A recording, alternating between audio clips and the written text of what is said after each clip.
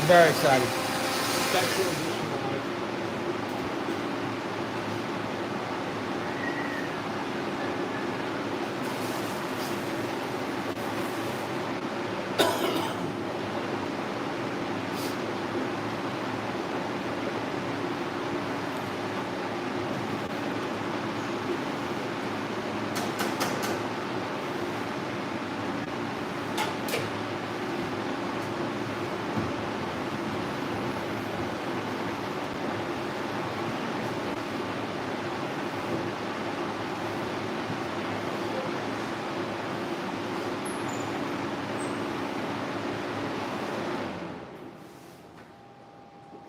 Hey, Ernesto.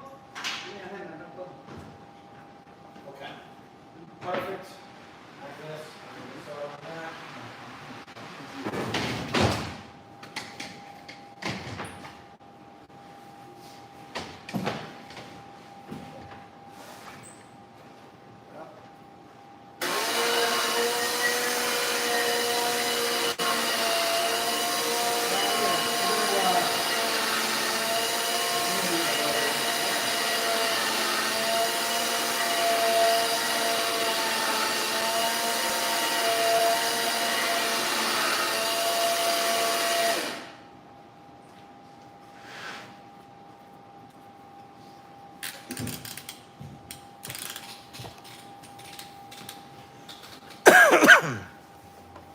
Hey, everybody, we're just going to wait for a few more minutes here to get started.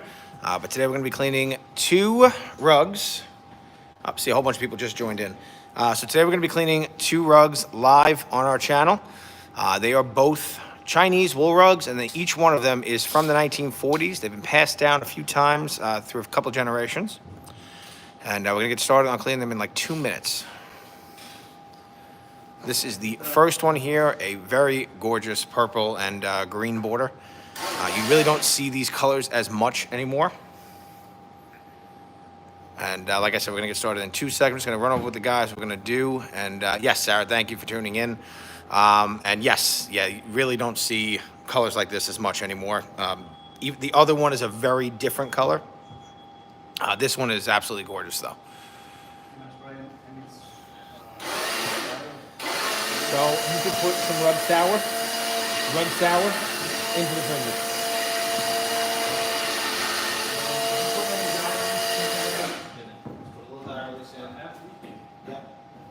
You can take right there, the rug sour, pull it up to like here, and then the rest of the water. Just put it into the fringes.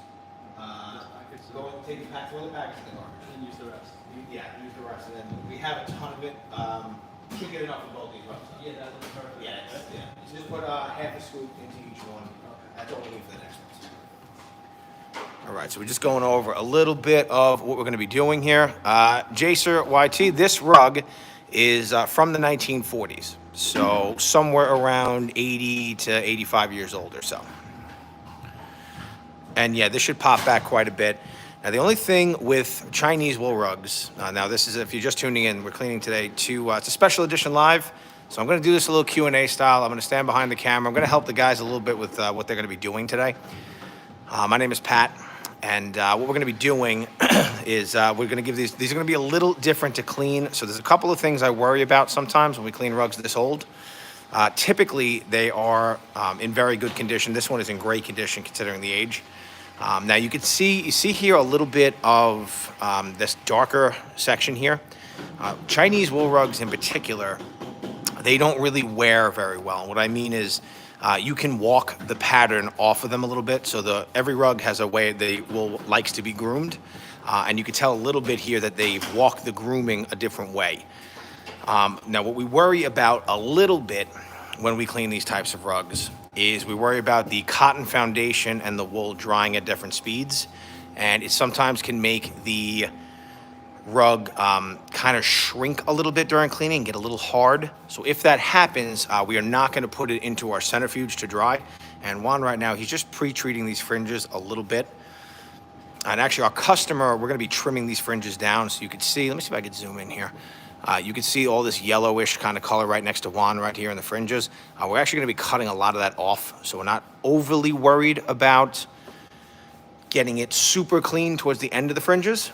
But we are going to be leaving the kiln, which is on Chinese fringes. You have the knots, a little hard to see, but the knots start somewhere in between where the fringe starts and the rug begins. So the tassels kind of stop in the middle, and we're going to be cutting the tassels off and keeping that kiln there for them. Both sides, PA? On both sides, yes, Juan.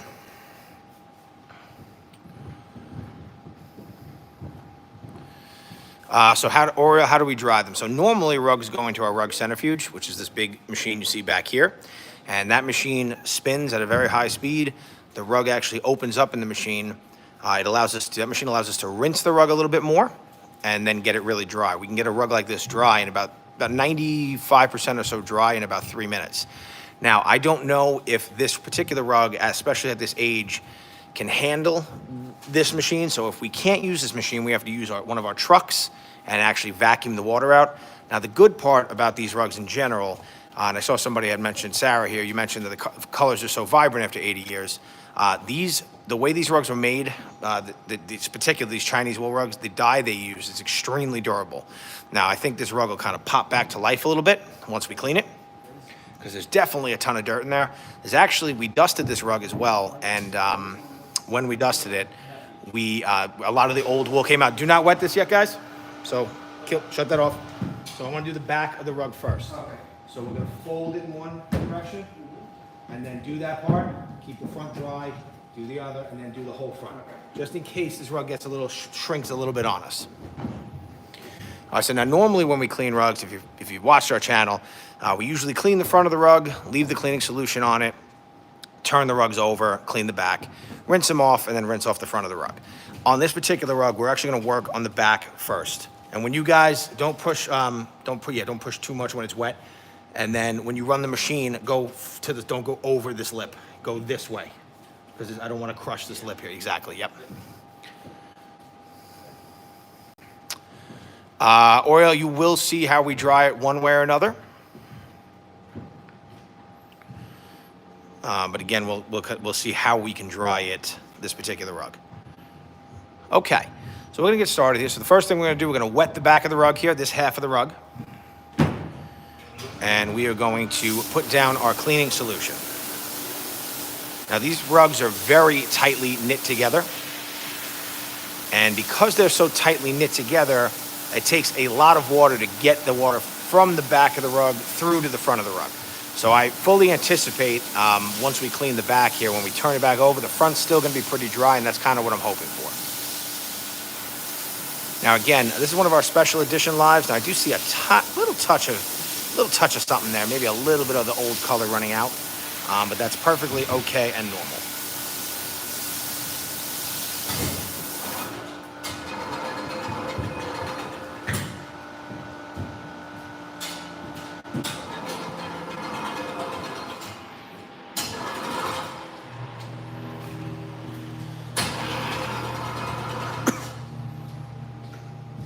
Show it.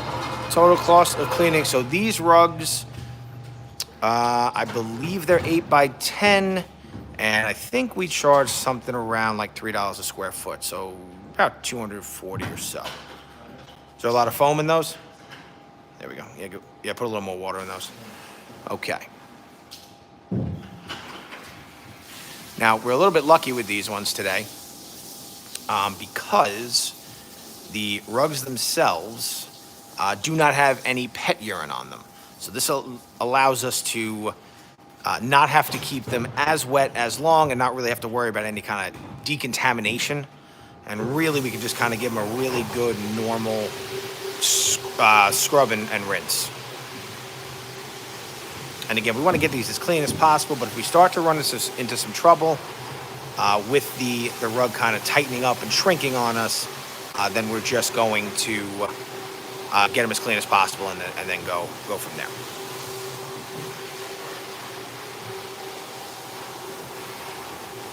And yeah, our cleaning costs, so depending on how old the rug is, we don't charge more money because the rug is worth more money.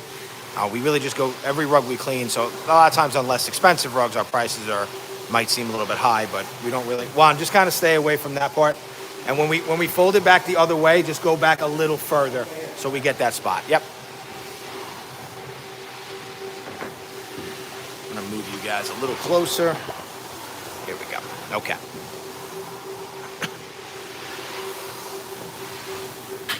Perfect. Okay, let's give that a nice rinse. And again, this is one of the very rare times we're changing the way we clean rugs. We always typically clean the front of a rug first, then the back. Dick there, you're gonna see on the front, we're gonna get a lot more dirt out. So typically the back of rugs usually does not hold a ton of dirt, especially how tightly knitted how tightly the knots are in this rug. But you can see a little bit starting to get some of that dirt out already from the back. But when we dusted these rugs, we actually released a ton of dust from these rugs. So I do expect a pretty good amount of dirt to come out from the front. But on the back, again, we're just trying to get the back clean, then we'll go from there on the front. Now, once these rugs are laying flat and we're cleaning the front, we can be a little bit more aggressive and work on them a little bit more thoroughly. But the whole thing here right now is we want to try to wet the back of the rug without wetting too much of the front of the rug. And once we get these open, we'll kind of see if these rugs are kind of shrinking on us a bit. So guys, when you open this together really low, so Arnie, come around. There you go. Nice and low. Perfect. And you guys can see how dry the front of the rug still is. It almost from the front looks completely dry. And that's kind of the idea here when we're doing this. Now, does it feel like the rug's getting any tighter on you or not really? Not yet. No, not yet, right? So we might be okay. And you can kind of see this is exactly where we stopped, so we'll overlap a little bit on the back here. Now, the biggest issue we saw when we were dusting these rugs is that over time, some of the wool starts to break down, and that wool almost acts like dust in the rug. And as it breaks down, it starts to break down more wool. It becomes very jagged. So even just giving these a good clean right now is really going to add some life to them just by getting that old wool and dust out of the rug. And I'll try to get you guys a picture later. It's actually a very unique picture when we dust it. You can almost see from dusting it the entire pattern of the rug in the dust.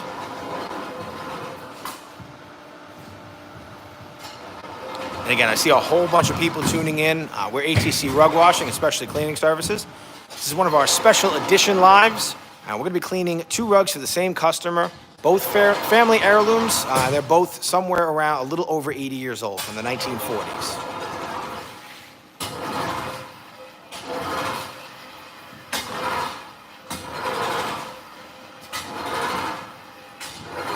And what we're doing here, we're cleaning the back of the rugs. Now, guys, if you have any questions, please ask any questions you have.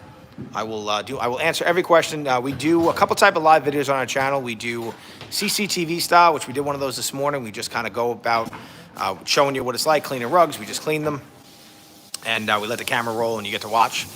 We do a hello, Sumaya. Thank you for tuning in again. I saw that you tuned into today's one before, but I just wasn't behind the camera, so thank you for tuning into both of today's live videos. The other type of live videos we do a Q&A style. We do those every Thursday morning. And this is one of our special edition lives where we kind of like to showcase some very unique rugs that we clean. They're all very different. Last week's special edition live was a very strange rug. And then this week we're just highlighting 2 very old rugs. Urban Juggler, hello from London. Thank you for tuning in. Right back at you. Hello from New York. Size of the rugs differ in prices. So yes, all of our prices are by the square foot. So the bigger the rug, the more money it costs.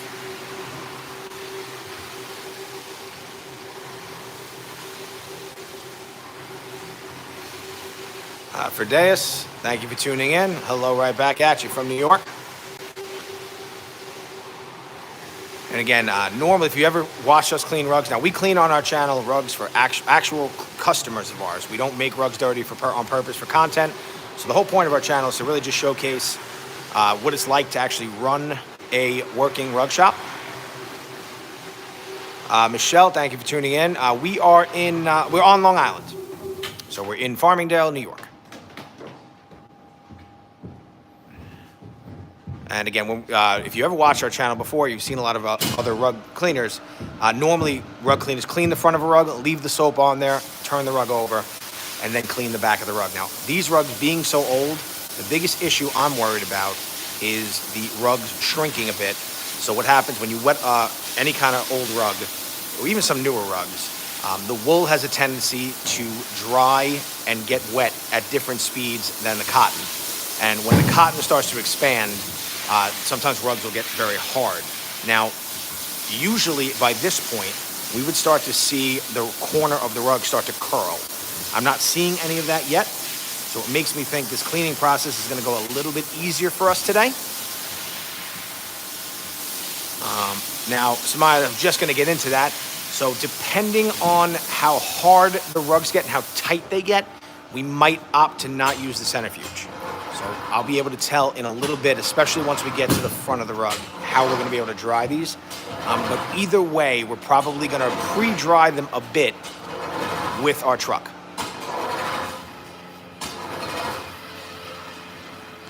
And you'll notice we are not using our regular squeegee today. We are using our roller.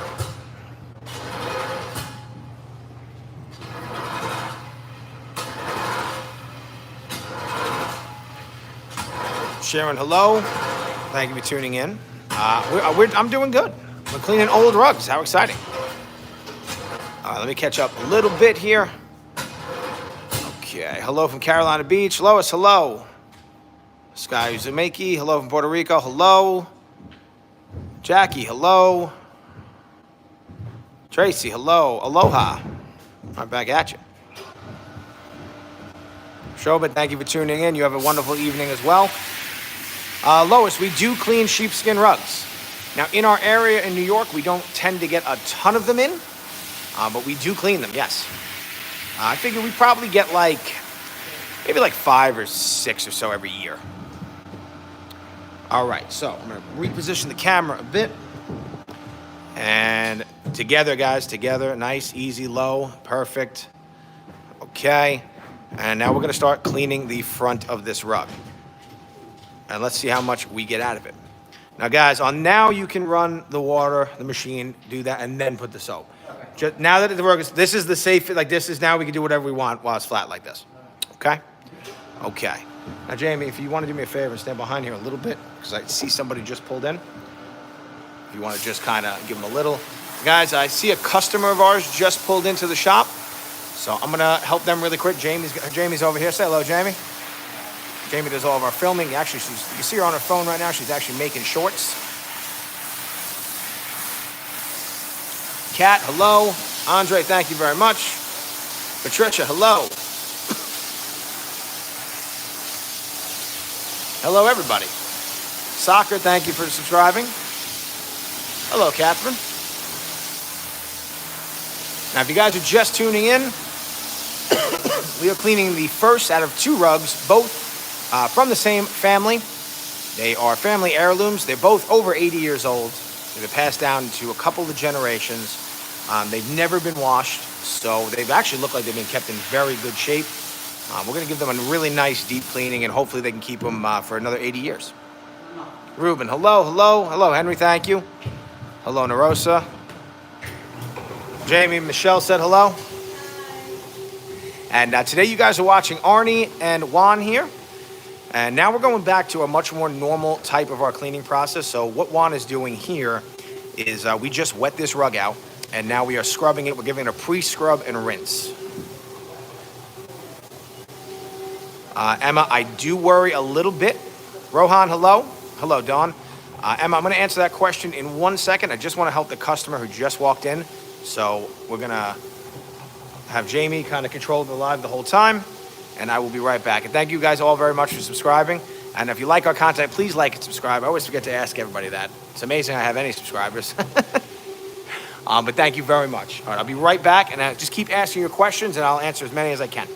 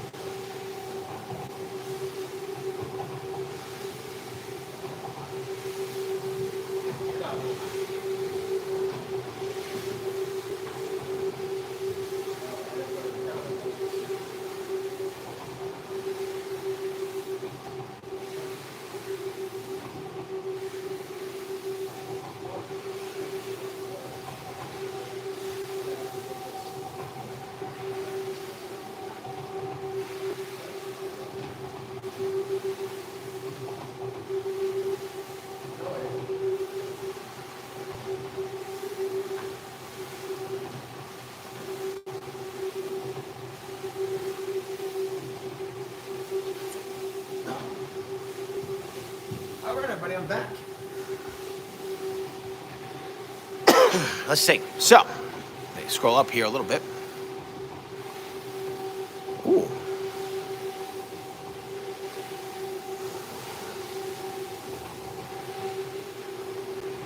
Rohan, I don't know if I gave you a shout out. So, hello, Rohan. Hello, Dawn. Clint, now you guys can see how much brighter the rug is actually getting, and we're really just, this is just the first application of any kind of cleaning solution. You can see in the corner too, especially how much dirt's actually starting to pour out. And again, if you guys are just tuning in, we are in the process of cleaning 2 of these rugs for the same customer. Now, they're both very unique looking. This one, I think I like this one a little bit better, the colors. These are family heirlooms. They're over 80 years old and passed down for a few generations. And let me get back to some questions here, and I'll kind of give you an idea of what we're doing.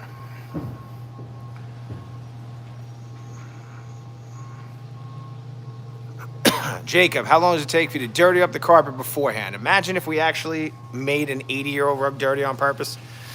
So on our channel, we only clean rugs for actual customers. We do not make any rugs dirty on purpose. I do have to thank those guys, though, because they have made rug cleaning in general very popular. But we are trying to actually show all the people who watch those videos what it's like to actually work in a real functioning rug shop. Tammy, hello. Ruben, hello. I used to run a buffer, not that hard circling move up and down. Renee, that circling motion, you guys can start rinsing. Yeah, that circling motion you were talking about, that is actually how you shampoo a rug. If you go just side to side in big patterns, you're really just moving the stuff around. The only way to actually use these properly for any kind of carpet cleaning and rug cleaning, now you wouldn't do that on a floor if you're doing like a hard floor, but to actually get a lather and actually work the brush into the fibers, you have to make that small circle motion. Tammy, hello. Amir, hello. Karen, hello. Rebecca, I did this for many years, family-owned restoration company. We actually do a lot of work for restoration companies. A lot of the ones local to us here on Long Island, they do not have rug cleaning facilities, so they sub all that out to us. So every week we get a nice delivery of moldy, wet, and sometimes, wow, they're starting to look really nice. Moldy, wet, and sometimes very fire smoky smell rugs.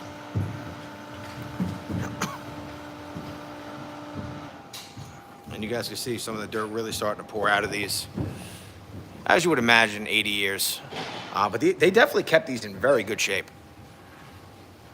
And it's really, we really love cleaning this kind of stuff for our customers. I mean, we get a lot of the regular everyday rugs, obviously.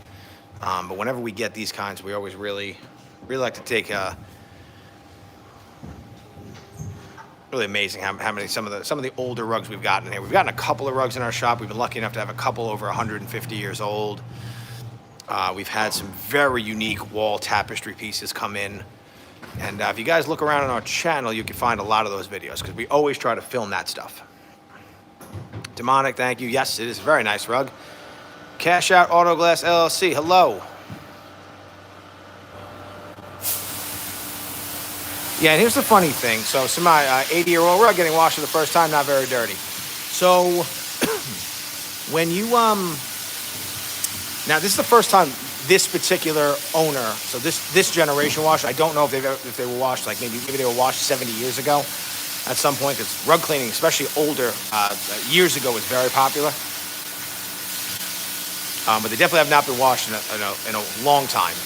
But if you vacuum your rugs very regularly, they really will not get very dirty. And I can't stress that enough. Connie, why is it so satisfying to watch? I have no idea, but I'm glad you guys do love watching. And now we're starting to pull out a little bit more dirt, a little deeper. So what we're going to do here is we're actually going to put a little bit of water. We're going to wet the rug again. And guys, we're going to wet the rug again. And we're going to put a little bit of water under.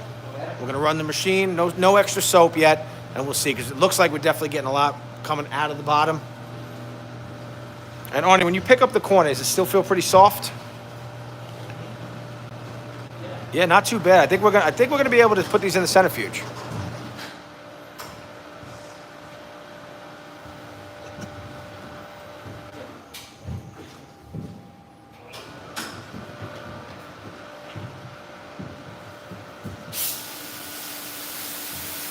Frost, thank you.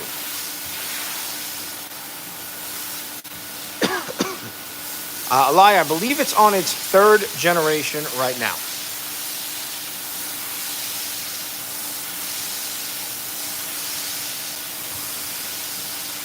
Rebecca. Yeah, doing the dry cleaning solvents are very caustic, to say the least. A couple of my guys actually love the smell of them, though. But they are definitely something you should not be smelling. Mr. Gaiman, hello. Mamas, yep, we do try to make a lot of no sound videos. But for something like this, I really like to kind of answer any questions and explain to people what's going on, especially because of how old these rugs are and how unique they are and how we're probably never going to see anything that looks just like these again. Jellies, hello. Can you see the before and after? I'd have to look around for the before. Now, you guys see he's putting water under the rug. And what that does, it allows us to get any of that dirt that's being pushed from the front of the rug back to the back, out the rug. Now, if you're just tuning in, we already cleaned the back of these rugs. And the reason being is we don't want to, while these are soaking wet, because of their age, we do not want to keep constantly turning them over when they're wet.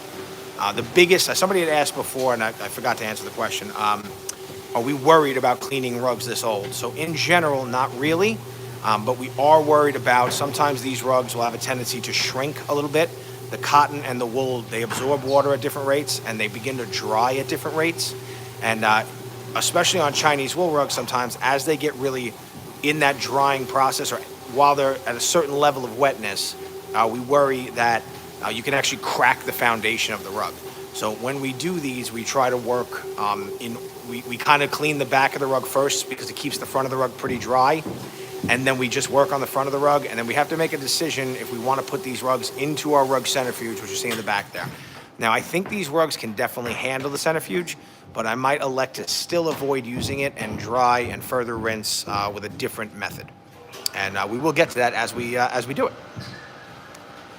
And Renee, you vacuum every day because picking up dog and cat hair. So that's really good that you do that. I actually read a very interesting study. So you're actually supposed to vacuum your rugs and wall-to-wall carpeting once per week per family member and walking pet in your home. So if you have a family of 4 and a dog, you are supposed to vacuum your carpeting 5 times per week.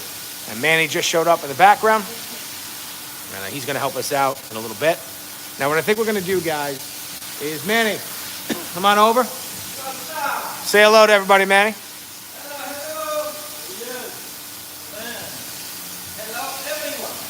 Raheem, we are right now we're on Long Island in New York. We are actually working on, because we're getting a lot of requests, especially because we're doing these live videos and a lot of people are tuning in, which again, we really appreciate you all for watching. We're starting to get a lot of requests on how people can send rugs to us, and we're actively trying to figure that out. So sooner than later, we are going to post a couple of videos, and you'll be able to visit our website and send your rug. It's going to be anywhere in the U.S. I don't think we're going to be able to figure out a way to send rugs internationally. I don't think it'd be worth it. It would be way too expensive. But if you send us your rug and you watched us on YouTube and you're one of our YouTube customers, we will make a video on your rug. We'll make your rug famous, and we'll give you guys a shout out. So sooner than later, we'll be able to do that. And you guys can see how much dirt. This rug looked really clean, pretty clean, especially for 80 years old, but there is going to be a lot of dirt coming out.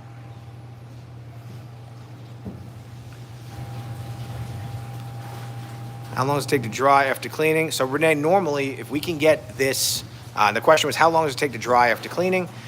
If we are able to get the rug into the centrifuge, we can get this rug about 92 to 95%, maybe 90% dry in 3 minutes. Now, if we don't go that method, this rug's probably going to be we're going to get it probably about 80 or so percent dry, 85% dry, maybe in like 20 minutes using our truck. And then it's going to probably take a solid like 12 hours to dry, and we'll just let it dry overnight.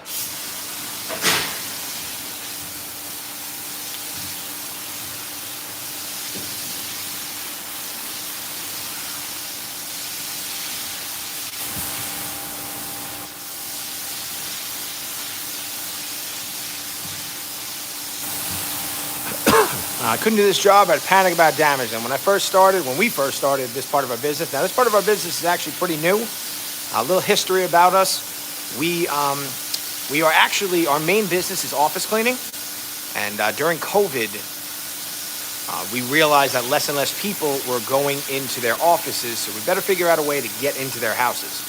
And one way or another, we figured out there's not a lot of people on Long Island doing this type of work. So we started rug cleaning. And we took this, we kind of started in 21. I would say our year 0 was in 2022. And then last year, 2023, we took this business very seriously. And now 2024, it's been doing nothing but growing. And we are very, very grateful for that. Do I notice a difference in build quality between a rug like this and a modern rug? 100%. Most of the rugs they are making now will never make it to 80 years old, especially the non-wool rugs. I mean, there are still people making really quality handmade wool rugs, and they will last for 100 years if they're kept properly, even longer, maybe even 200 years. But all the other materials they're making now, viscose and sisal and types of rayon, stuff like that, they are basically, at best, you're going to get 15 years out of them. I mean, they're basically making a lot of rugs right now and selling them for a lot of money they're basically borderline disposable rugs.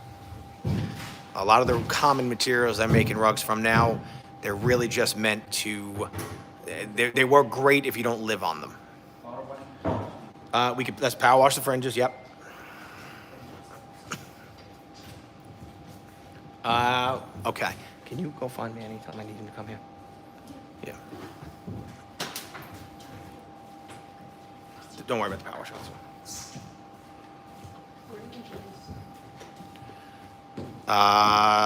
Angela, this is just, no, this rug's only 80 years old.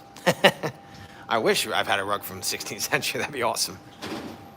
The oldest rug we've had in our shop, though, is about 150, maybe 160 years old. And you're not going to find too many rugs older than that. Now what we're doing here is we are power washing the fringes. Now, Juan, really keep it away from the rug. Tell him. Tell him to keep that away from the rug. I don't care if you miss the fringe a bit. Okay.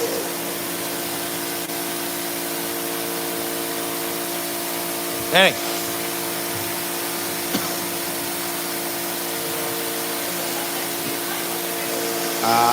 Okay, guys, I'm gonna get. Alright, so we're gonna dry these, maybe put in the centrifuge. We're gonna roll it. And you just set the truck, set the back on there. We're gonna get these dry over here. We're gonna get them over there and figure out what we're gonna do. Maybe we'll just keep rinsing with cold water. We can start the next one, both, and there's two of them we're doing. These are like 80 years old. Wow. All right, How many is that on there yet? and they're getting there. Just you can set up the truck. Okay. All right.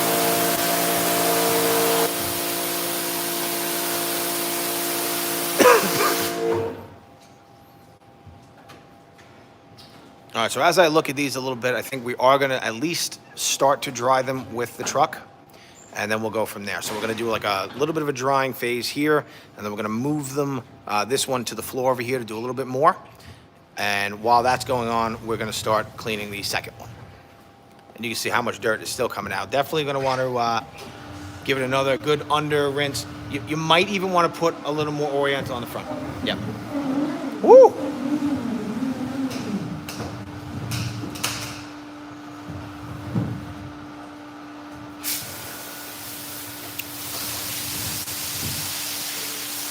And again, how do we dry them? This one, I'll get into that a little bit as we start drying this one. Now, normally rugs would go in our rug centrifuge, but I think we're gonna kind of change that up a little bit today. Chris, thank you for the question. Thank you for tuning in. I think we should use the, yeah, it should be okay. Yeah. And you can see how this is gonna be quite a bit of dirt coming out of these still. So we're gonna give these a couple more rinses, and we're gonna use our truck to further rinse them a bit. Chris, how much would it cost to clean a rug this size? So for wool rugs like this, that no urine or anything, we charge for the cleaning part like $3 a square foot.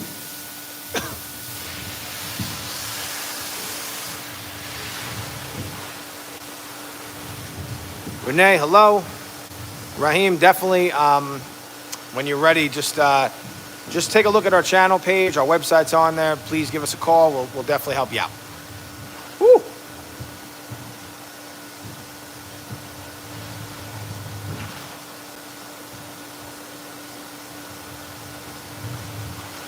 Eddie, what's a good chemical or product for car upholstery? What is your car upholstery made of? Is it like cloth, or is it more of a either like a leather or faux leather or something like that?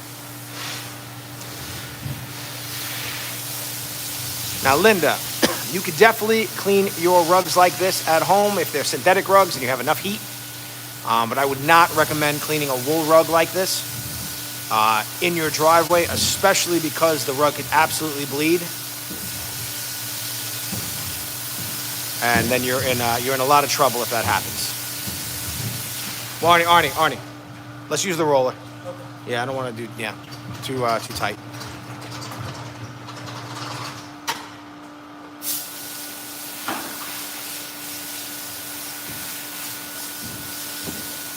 Alice Wonder, that looks beautiful. Good job. Thank you.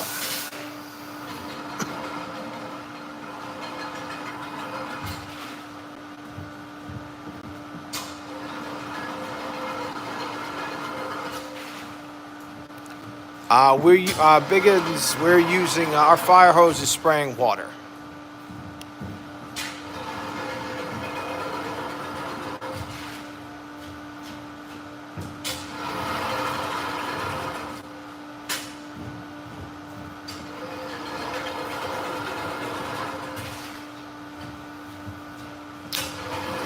Bobby, so they make cleaning solutions pretty much for every type of rug. The caveat, though, you need to know what you're working on, because if you put the wrong cleaning solution on the wrong rug, you can have a serious issue. How do we handle damaged rugs? Do you mean like rugs that come to us that are damaged?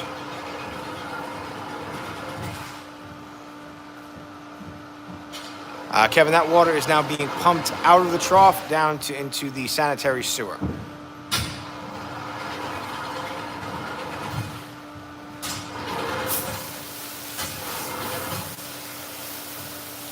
How do you keep the corner of the rug from rolling on you? So that it's almost impossible. It's just this particular rug, it's not happening. And that's actually going to make cleaning it a little bit easier, especially on an older rug like this. But when that's just a feature of a lot of rugs when you wet them too much. Older rugs are just usually handmade wool rugs. The cotton foundation starts to dry at a much slower. Actually, the cotton foundation gets a lot wetter than the wool, and it causes it to kind of expand and shrink. And then as they're drying, the wool dries before the cotton, so the cotton doesn't really relax, and that's why you get those rolled corners. The only way to really deal with it is to just kind of just carefully when you let it dry, just to make sure it's not hanging or there's no extra pressure on those areas. And then once it's dry, you can kind of easily roll those back. Pamela, so we don't do any water recycling yet because this part of our business is very new. We're looking into it. And actually, all the cleaning solutions we're using, they're a very neutral pH. So in New York where we are, you're supposed to either dump them to ground, which would be like at a customer's home, like in a flower bed or some inconspicuous spot in their lawn, or down the sanitary sewer, which is what we do here. So Renee, the best thing that we found, and Bobby, for the thick rolled up edges, is to just roll them backward the other way very tightly, and that usually tends to work pretty well. And Afaz, yes, so we are going to struggle a little bit with this one because we don't want to keep turning the rug over because of how old it is. We don't want anything to crack on this rug. So when we get the rug off of the wash floor in the next stage, we're going to get the front as dry as possible, then turn the rug over and rinse off the back with our truck.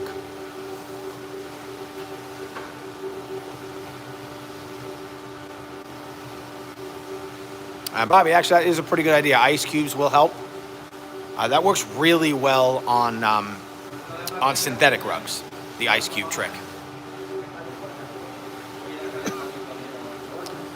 Kevin, did we ever ruin a rug? We ruined one rug here in our shop a couple of years ago, but we kind of told the customer it might happen because of the type of rug they have, and they were cool with it, and it happened. And that rug had a lot of pet urine on it, and it was a mercerized cotton rug. And mercerized cotton is, most carpet cleaners will tell you, mercerized cotton is the one rug that we all hate cleaning. No, I've never heard of anybody say they enjoy cleaning mercerized cotton. And that rug, the color comes out very quickly, especially if there's urine, and it's very unstable.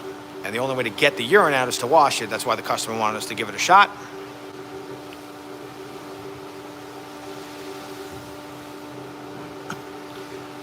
Actually, Chris, I think these rugs are actually 9 by 12, so they were actually a little bit more. But yep, still $3 a square foot.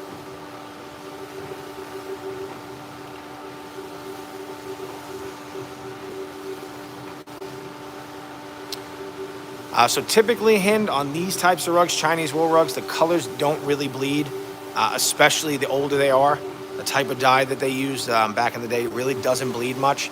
Now it might look like a little bit of color because some of the old wool in the rug, there's a lot of wool particles that are broken off of the rest of the rug, and they kind of mix into the water. Actually, when we dusted this rug, we did it on the floor flat using our rug badger, which beats the back of the rug. The dust pattern actually had the same color. It actually looked like the rug on the floor. Again, guys, yep, not really any dye coming out of this type of rug. Now, we do get a lot of rugs that do bleed. Usually rugs don't bleed, they crock. And crocking means that when the rug was made, the first time you wash it, there's a lot of, they over-dyed the fibers. And then those over-dyed fibers kind of leach out the color that couldn't really get into the fiber. But 99% of rugs we clean do not bleed. Usually, Rugs will bleed when there's damage. So like urine will cause areas to bleed, or like if a rug has been sitting in a flood for a while, that could cause it to bleed.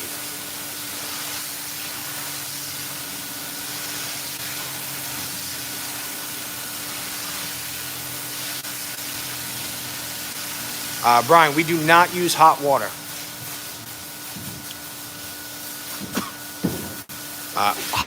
Hot water is another thing that can absolutely cause color to bleed.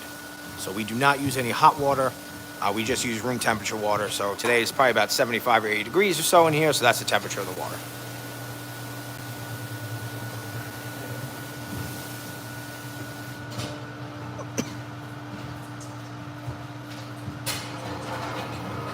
You have a round rug, a very old and green. Yeah, I mean, there really are some amazing rugs. Nickel pickle, no, not really any odor at all. Sometimes, though, when we wet roll rugs, they actually kind of smell like wet dog. The hair just kind of has that wet dog smell. But I'm not really getting much of that on this one. Okay, so I think at this point, we are going to actually start moving to the next phase of this. And we'll start cleaning the second rug. And again, if you're just tuning in, we are cleaning 2 rugs. This is the first of 2 rugs. They're family heirlooms for our customer. And they are both from the 1940s, so they're around 80, a little over 80 years old each. Nickel, so yes, dog pee does have a lot of smell. It's just these particular rugs do not have any dog urine. I thought you were referencing these ones in particular. And cat pee is by far, I saw somebody just mention cat pee is the absolute worst. It is the hardest smell for us to remove. It's harder than flood and mildew and smoke. Cat pee is the absolute worst. All right, we're going to get over to the next part of this. So give me 1 second. I'll be right back. Let me get that all set up.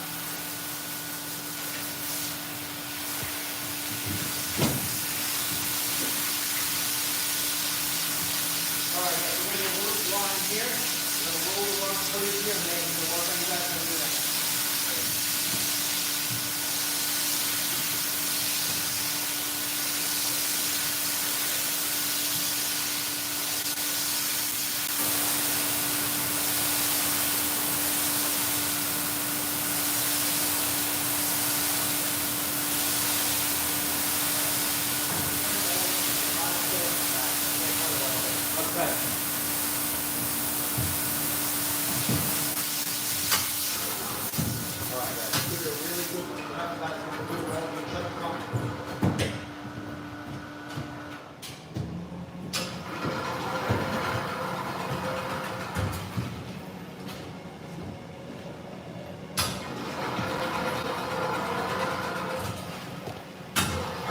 All right, so before you use that, we're going to just the vacuum. Yes. Yep.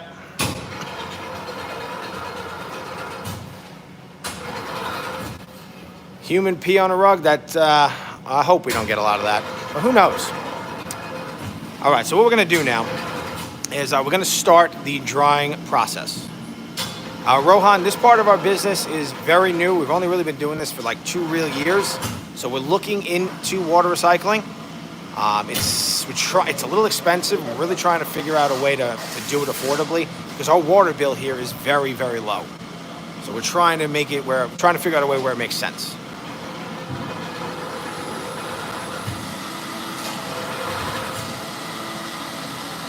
And you guys can start to hear in the background, that is our truck mount.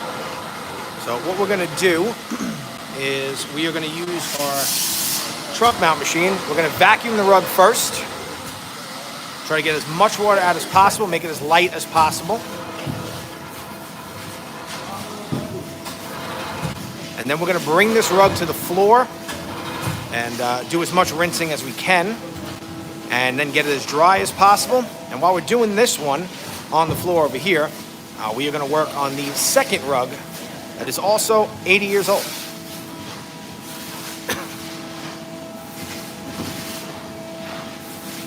Now again, if you guys are just tuning in, we are in the later stages of cleaning the first of 2 rugs, both 80 years old. Kevin, what's the rug worth? I haven't gotten a response yet from a friend of ours here who kind of tells me what every rug is worth. But as soon as I find out, I will comment on this video for you.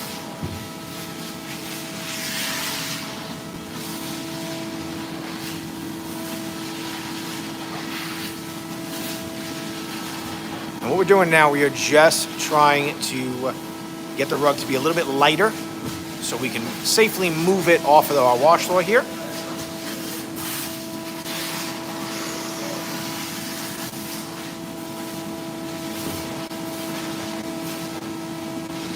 Jamie, I'm gonna go there and like give a couple.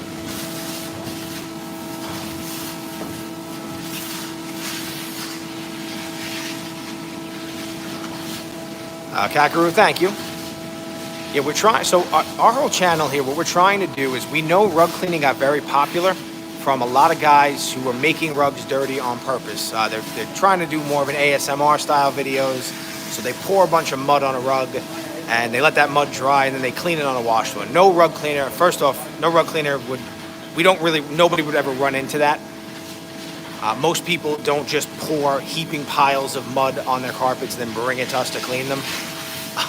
But our whole channel, we are cleaning rugs for our actual customers. So I'm grateful for a lot of those guys because they've made rug cleaning very popular. And now we're just trying to show people what it's like to actually clean rugs that people care about or people want cleaned, or kind of some of the stuff we actually run into. It's kind of funny. You never see those guys who are like, who make... you can almost tell they make rugs dirty on purpose. It's funny, you never see them clean rugs that have pet urine on them or any kind of normal stuff. We actually clean rugs for people that are actually living on them. And again, sometimes we get rugs like this that are just really cool, really old. And this is our special edition live where we try to do these types of rugs in their own live video. They usually take a little bit longer to clean. It's probably going to be about 2 hours total. And again, if you guys are just tuning in, we're going to move this rug now to the floor over here, keep working on it over there, and we'll start washing the second one.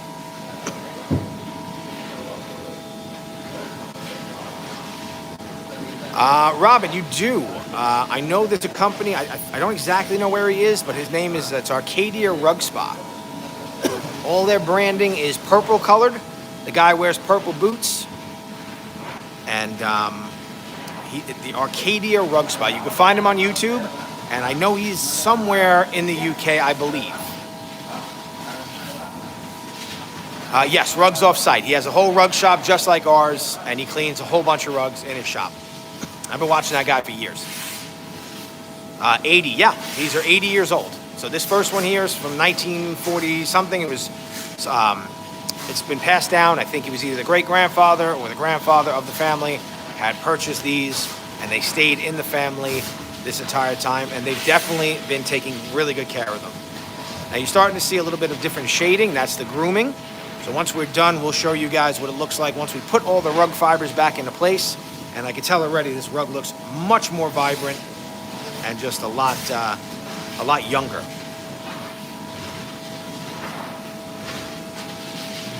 All right, guys, so what I want to do is I want to roll the rug on a pipe. I want to get it onto the floor. And I want you guys to start the next one. And we're going to turn it upside down. Manny's going to rinse the back really well. And then we're going to turn it over, all of us together. And then we'll get it on the floor over there. Okay?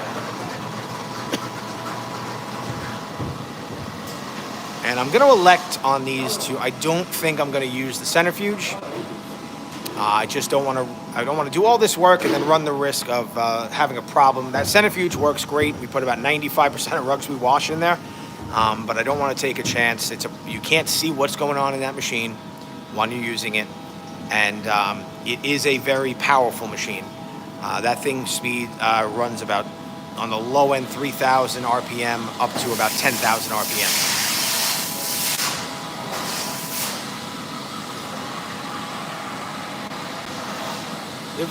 Is it rolling pretty easy? It's not hard? Great.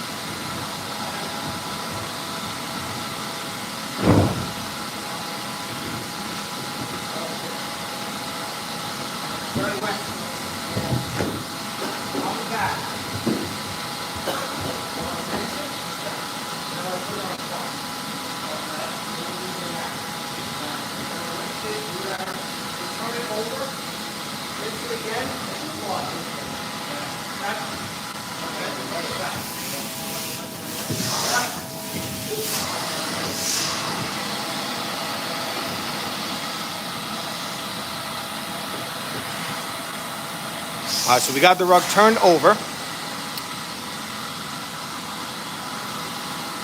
And now we are going to kind of rinse off the back. And then we're actually going to put this rug on a tarp, so it's a little bit easier for us to move around. And right now Manny is actually adding water, so he's actually spraying cold water and sucking it up at the same time to rinse any of that dirt we kind of left behind.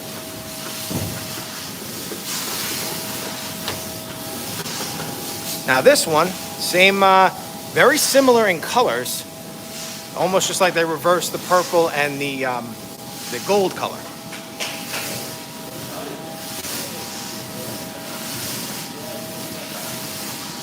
Missy, so Pet PP, he kind of created a very complicated system that no other rug cleaner on earth is using. It looks like it works pretty well, but I have really no way to. There's no way to really tell. I have no idea. It definitely looks like it definitely rinses a lot of the urine out.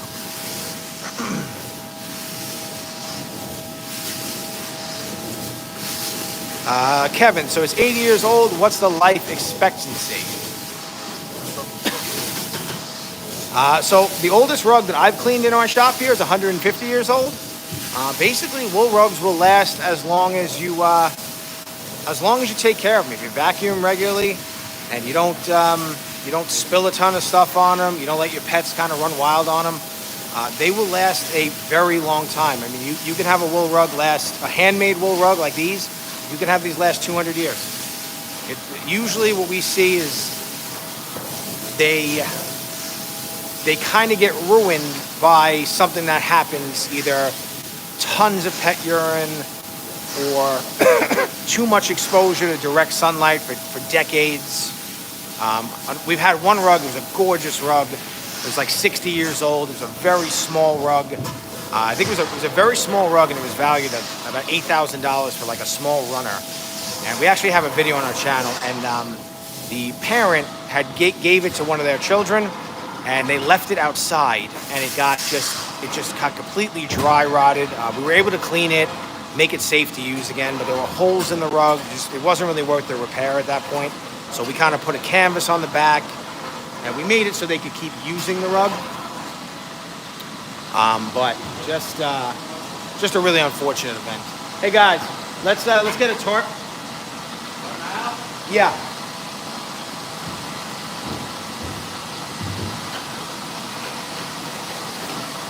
Just so it's easy to move around.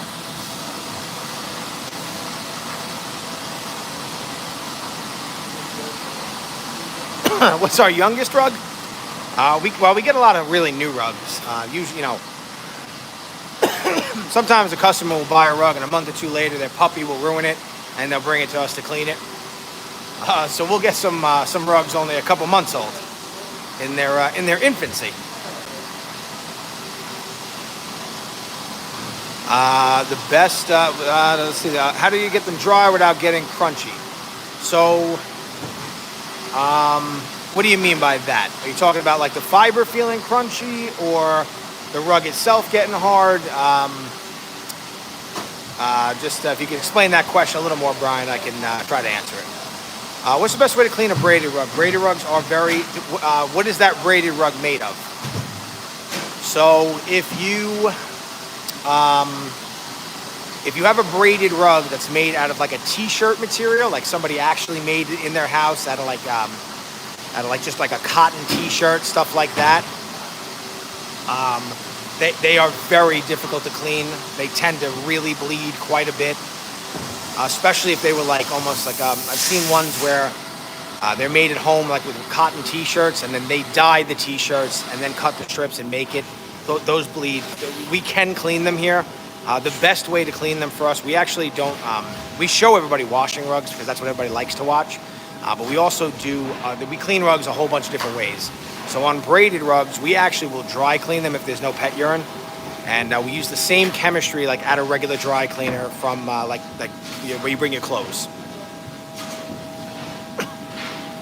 Sarah, so yeah, exactly what I'm talking about. So do we ever use brightly colored soaps? Like, no. So what's happening there is somebody is adding food dye to make those more ASMR. We would never want to do that, especially to like these types of rugs. You're going to notice too, a lot of those channels never clean like viscose rugs or cotton rugs or wool rugs like this. Because if you did that stuff, you'd be adding color to a rug for no reason, and you'd have to fight to get it out. Most of those channels are cleaning pretty much brand new synthetic rugs that they made dirty. So a big way you can tell also is once you see the finished product, the clean product, it'll look like nobody's ever walked on the rug before. Most rugs have a traffic pattern where you can always see like where the couch was, where the people put their feet all the time. Like rugs get, especially those types of rugs, they just get worn. And like you'll never see those on those rugs on those channels. Can we dry a rug in the sun? Yep, we do that a lot. We don't usually leave them out there like for crazy lengths of time, but we definitely do use the sun and the heat sometimes to our advantage.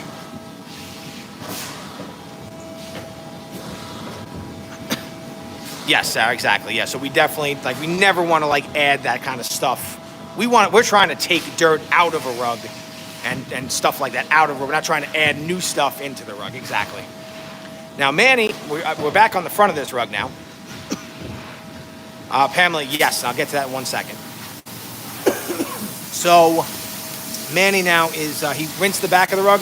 We put the rug back right side up on the tarp, and now he's actually rinsing and drying the front of the rug. And once he's done with that, he's going to groom the rug, and we'll show you guys the light side and the dark side all nice and clean.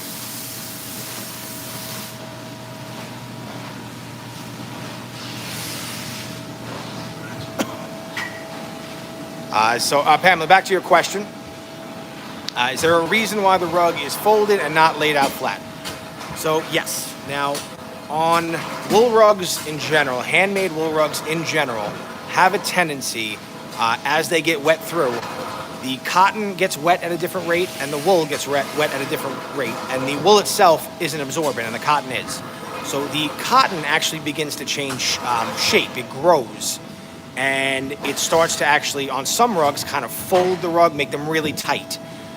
When we start on the back of a rug like this and we only fold it in half, we're just isolated. The less we have to move these rugs, the wetter they get, the safer it becomes for this type of rug.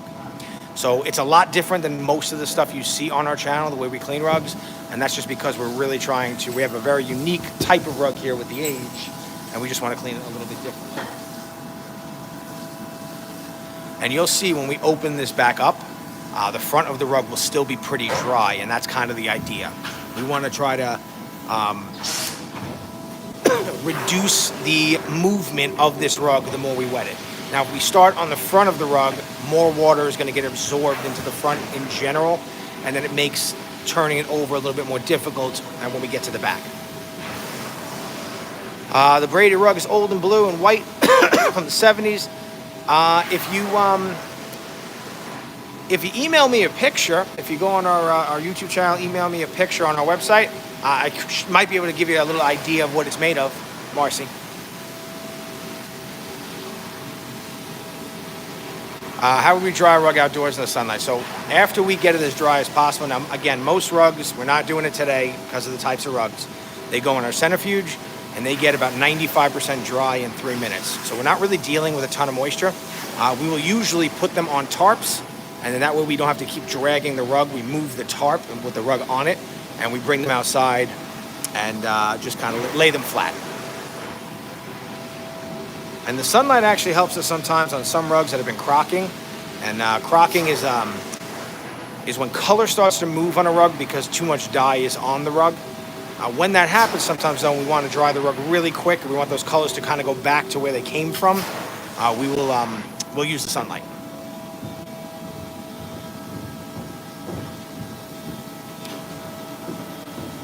ST Love, this is an 80-something-year-old rug. So we're going to use as many guys as it takes. You would never do this type of rug by yourself. Unless you were unless you were really trying to ruin it.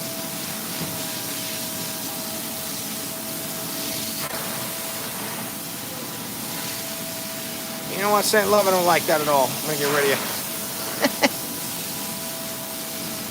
Okay. The holes in the orange bucket, that is for us to evenly distribute our cleaning solution.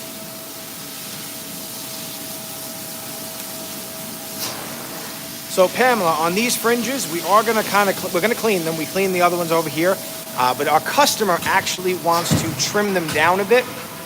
So once we get the rug dry, we power wash the first rug. We're going to power wash these ones, but then we're going to cut them down for them a little bit, and then we'll kind of any spots that need to be addressed, we'll do them by hand after. I don't really want to. I want to avoid a lot of the cleaning solutions we use are a little bit more aggressive than our regular wool rug cleaning shampoo, and I'm just doing I don't want to mix too much of that onto these rugs. I'd rather do them more by hand. They will get a good power washing though, and then we'll trim them down and then clean whatever we see. All right, so now we're gonna get to the front of this rug here, and you see Manny is now using our water claw. What this does, he stands on it, it makes a very tight vacuum with the rug and sucks out just a little bit extra water on these types of rugs. And you guys can see we wet the back on both sides. Look how dry the rug is. You can see how wet it is in the edges here, and the whole front of the rug is still dry. Robert, I'm gonna post it on our, I'll leave a comment when I find out the value of these rugs. I sent an email when these only came in yesterday, so I sent a couple pictures to one of our rug dealers. We do a lot of work for guys who buy and sell rugs together.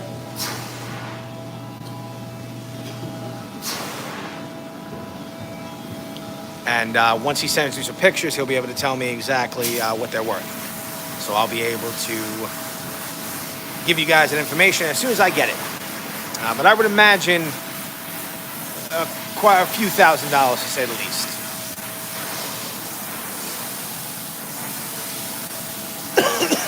Ray, is our water recycled? So we're looking into water recycling, but right now, this is only our second real year of doing this business, and our water bill is actually very low, and water recycling can be a little bit expensive to implement, so we are trying to figure out an economical way to do that. Brian, what's our wash table made of? Is something we made? No, this was made by, his name is Scott. He's down in Alabama. He owns a company named Orbitech. They make everything by hand in his shop. We are actually getting a bigger wash floor. It's coming to us, should be the first week of November. So we're gonna be taking, it's gonna go out a couple more feet this way. And this whole area you see here, this is going to turn into our new wash floor. It's gonna be about double the size. I don't know why that they would want to throw an 80-year-old rug away, but thank you very much for the comment I was able to delete. But in general, Brian, the wash floor itself, it's made out of iron. I think it's actually made either iron or steel. It's powder coated, and then we lay a wood floor down on it, and then we get this like pool liner that goes on top of it. Most expensive rug we ever cleaned, that rug we had two of them. They were both about 150 years old. It was just a runner. It was like a 2.5 by, I think it was pretty big for a runner, maybe 15 or something. And that rug was valued at about $70,000 or so. Joseph Perez, we are located in New York. And everybody, we're coming at you live from New York on Long Island here in Farmingdale, a beautiful sunny day in Farmingdale. And this process that Manny's doing right now takes a little bit of time. He's getting there, about halfway there. And now on the front of the rug, a little bit different than the back, we are now doing a pre-scrub and rinse. You see a little bit of dirt coming out. What we do is we run the machine, we wet the rug out, run the machine, and then push off all that water, and we see what kind of dirt level we can get out. Then we start to actually clean the rug. Dakota, roll tide. Dan, wouldn't it be cheaper to buy a new one? I don't know if you want to go out and try to price out an almost irreplaceable 80-year-old rug. These kinds of rugs, you are not going to find a replacement. Because, again, these rugs are 80 years old.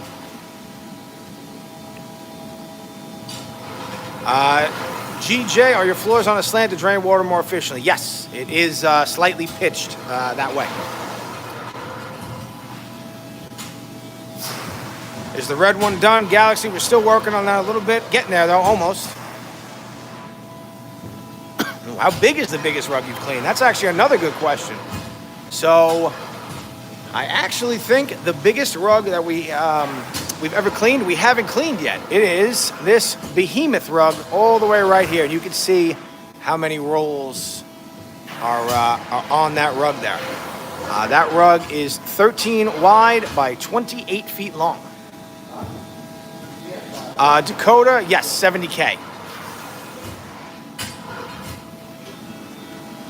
Now, honey, these, where are these rugs made of? So these are wool rugs. These are Chinese wool rugs. These wool rugs were made in China in the 1940s.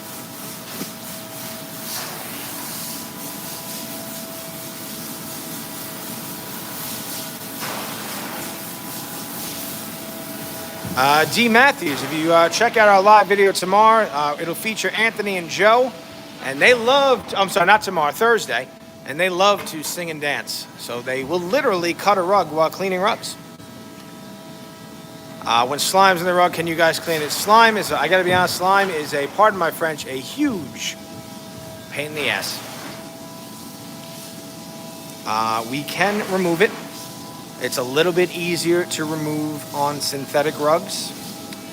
Unfortunately, on wool rugs and viscose rugs, other types of rugs, the cleaning solutions you need to use to remove it are very, they also will kind of ruin the rug. So the best way we found is to kind of try to just very carefully with a razor cut away as much of it as can come off. You'll always get a little bit of an indent in the rug, but slime is definitely very challenging to remove. Rohan, yellow rug has less dirt than the red. We'll see in a minute here. So that pre-scrub and rinse typically doesn't remove a lot of dirt. But this one so far looks like it's a little bit cleaner than the red. Is the temperature inside cool? Not too bad today. I think it's like 70 something degrees outside. It's a little cool in here. It's probably like 70 degrees or so in here. D. Matthews, thank you very much for subscribing. Will we get a special live when you guys are cleaning that rug?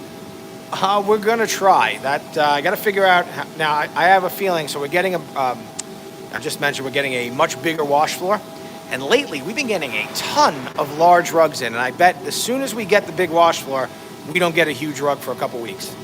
But this one we're gonna have to do it in two pieces. We have to start it over here, wet it, dry it, and then turn the rug around and do it. We probably will do a special edition live for that. I don't exactly know when we're going to clean that yet. That might be like a Monday or something. It's going to be an off day for us. Samaya, what's the oldest rug that we've cleaned? The oldest rug that's ever been in our shop was somewhere around 150 to 160 years old. On the red carpet right now, he is using a water claw. That water claw is attached to our truck-mounted carpet cleaning system. SB, what's the best product for pet urine? That really, that's a hard question because it really depends on where you're trying to buy it. So if you're trying to go to a regular retail store, honestly, a lot of the stuff they sell is not really going to work very well. You need cleaning solutions that start out very acidic. They're usually non-buffered. They change, the pH changes, but they come in concentrate. They're a little bit dangerous to work with if you don't know what you're doing, so nobody is going to sell them to a retail customer. But most of the stuff they sell, like in regular retail stores, kind of masks the problem and doesn't really remove it, especially because what ends up happening is a lot of our customers end up putting that solution down for the pet urine on a rug, and then they don't actively rinse it away, and you just leave the urine there, and then you leave the cleaning solution there, and it doesn't really do anything to solve the problem. Casper, hello. What's the smallest rug? We actually just cleaned a little piece of a rug that somebody had in their doorway. Those might have been the smallest rugs I've ever seen. They were like 1 by 1.5. Our lunch break was, I don't really take a lunch break, but our lunch break was usually around 1 o'clock. All right, guys, you guys can start rinsing. Is vinegar, EF, hello. Is vinegar a good thing for cleaning? So vinegar will do a pretty good job of, it's a pretty safe option. Pretty safe for wool rugs in general. And it does a decent job of breaking pet urine up. But again, the caveat to that is you need to then remove the vinegar and the urine. But it does, the other issue you'll have with vinegar specifically is anything acidic will lock in dye. So it'll stop your wool rug from bleeding, but you'll also lock in the yellow pet stain. You see the rug is clean in a circular motion. Yes, there is a reason. So that is how we actually shampoo a rug. That is the pattern, the cleaning pattern you are supposed to take after putting down your cleaning solution. So you'll notice the guys, they will put down the cleaning solution, they'll take the machine, they'll go in large motions to spread the cleaning solution around, and then they'll go back over and they'll do small circles. That is actually how you actively shampoo a rug. Can you use hydrogen peroxide to clean dog urine? It's not really going to do anything to the dog urine. 3% hydrogen peroxide won't really do anything to the dog urine. Stronger concentrates will. It will work. They can burn your hands a little bit. You need to be careful when you use them. They will absolutely take color out of things.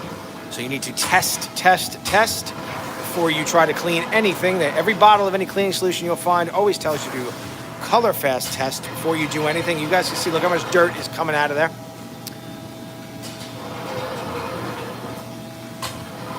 Yeah, thank you. So carpet cleaning, you always thought carpet cleaning was easy. The more I research, the more confused I get. Wall-to-wall carpet cleaning fundamentally is relatively easy because the chemistry aspect does not really change. Now, there's different companies making different cleaning solutions, but they're all going to fall within the same pH level, the same general way you use them. When you get to rugs, we are actively using, you'll see on our shelves here, we are using probably about 70 or so different cleaning solutions to clean rugs. Now, we don't use 70 different cleaning solutions every day. But there are very unique incidences, different problems that you come across different rugs, and you need to really know what to do and how to use them. So it does kind of change a little bit for us as we clean. But wall-to-wall carpet cleaning is a really good starting point for most people to learn how to clean carpet, and then from there you go down the rabbit hole learning how to clean rugs. Lennox, so is it better just to buy a new rug because all the cleaning needs so much water and chemicals? So the chemicals are actually pretty, they're extremely mild, actually. Now I realize we're using a lot of water, but these rugs are 80 years old. So you're not going to be able to buy new ones. Even if you wanted to, they'd be very expensive. But even if you wanted to spend the money, you are not finding 80-year-old rugs that look like this just because of the age. What's the hardest thing to get out of a rug? Good question. A couple different things I would say. The smell of cat urine, very difficult. The smell of, we do a lot of work for restoration companies. So rugs that have been in a fire, they've been adjacent to fire. The smoke is very difficult sometimes to remove from rugs. And as far as staining goes, Gatorade, red Gatorade, the dye in red Gatorade is extremely difficult to remove. It's easy to remove, it's just you're also going to take out all the color when you do it, so it's very hard to just remove that color and not the rest of the color from the rug.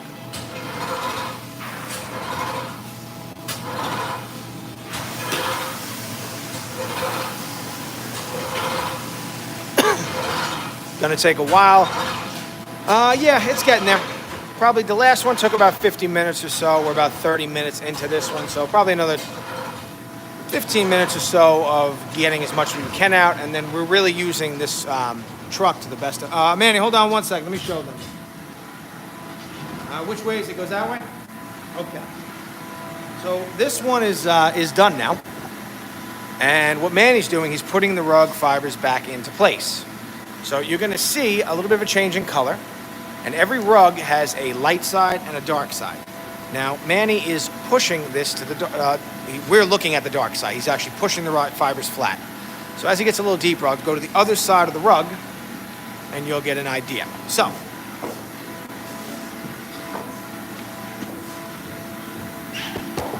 now you can start to see, as he does it, how much lighter these spots are getting. So every rug, all we're doing is pushing the fiber back to the way it wants to go.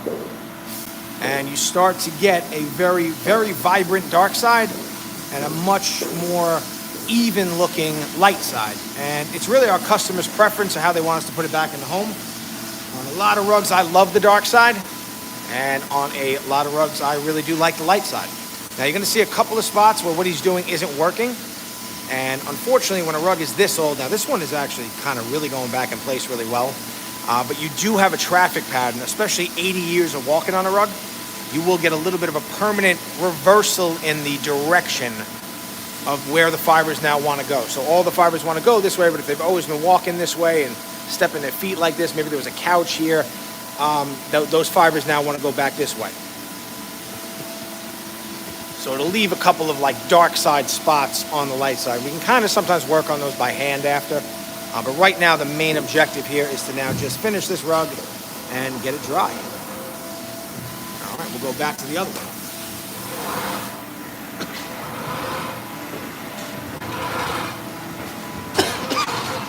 All right.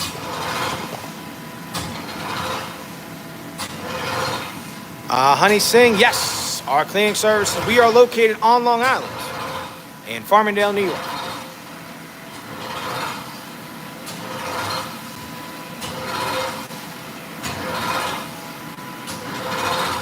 So Brian, how hard is it to get all the soap out? So the type of soap we use, it almost doesn't matter if we get it all out. And I'll explain what I mean in a second. Anyway, so the type of soap we use for wool rugs, we are using NCAP products. And what that means is they use high surfactant to clean. They don't use high pH. And when they dry, so a lot of soap in general, attracts dirt. That's how it cleans. It grabs the dirt and then you wash it away. This chemistry repels dirt. So the dirt actually doesn't go in, doesn't get attracted, doesn't grab. It constantly wants to bounce off. Now, when these cleaning solutions dry, they actually crystallize and they get vacuumed away. So even if we leave a little bit behind, after we clean every rug here, they go through a secondary dusting process to remove all of that crystallization. So we actually leave absolutely zero soap behind.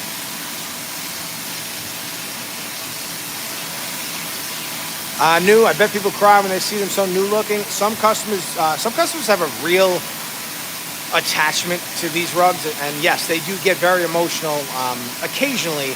Usually more, not so much crying, but they get very excited when they see how clean we were able to get them. And that's kind of like our favorite part of doing this. So we come from our other business, our main business, our older business. We've been in business since 1978, is office cleaning. And on a nightly basis, we do really good work, but there's no wow factor. With this type of work, we bring this stuff back to our customers, and they are just completely overjoyed sometimes how clean we were able to get it. Now, what you see Arnie do here is putting some water under the rug, and that allows us to get some of that dirt that's in the back of the rug out of the rug. Pablo, thank you very much. How did we get into the rug business? So during COVID, I just had mentioned that we were in the office cleaning business. During COVID, we realized that less and less people were getting into offices Less and less people go into offices every day. So we better figure out a way to get into their houses. And we looked at where we live and the area we service, and we realized there's really not a lot of people doing this properly for rugs. So we opened up a rug shop. We had the space here. This was where we were kind of housing all of our office cleaning supplies. And we turned it into a rug shop. So we took this business, we started this business late in 2021. And then in 2022, we really kind of dipped our foot in. We tried. This is a pretty seasonal business for us. So in 2021, we started like September, October, but in the winter, there's not a lot of people who are looking to have things cleaned. They just kind of hunker down. The winter is too cold. So in 2022, we tried to figure out if we can make this business work. And then in 2023, we took this business very seriously. We started aggressively posting on social media. All of our work actually comes from Facebook and Instagram. And social media, a lot of people like watching rug cleaning. We're lucky enough, we do that. People watch our videos. And we've been able to really, in 2023, like I said, we took it really seriously. In 24 now, we are taking this, and we are trying to make this a really big business for us. So that's why we make part of the reason why we make so much content. Now, we don't really get any customers right now from YouTube. And we get asked all the time, how can you guys send rugs to us for cleaning? We are really working on that now. We're trying to figure out the best methods for you to send different types of rugs to us, and how you might send a wool rug to us, how you would send a synthetic rug to us, the different options. And we are going to roll out just some general guidelines for anybody in the U.S. on how to do that kind of stuff, and you'll be able to send rugs to us very soon. And if we clean your rug and you're one of our YouTube watchers, you send a rug to us, we will absolutely give you guys a shout out. We'll film your rug, and we'll make your rug famous.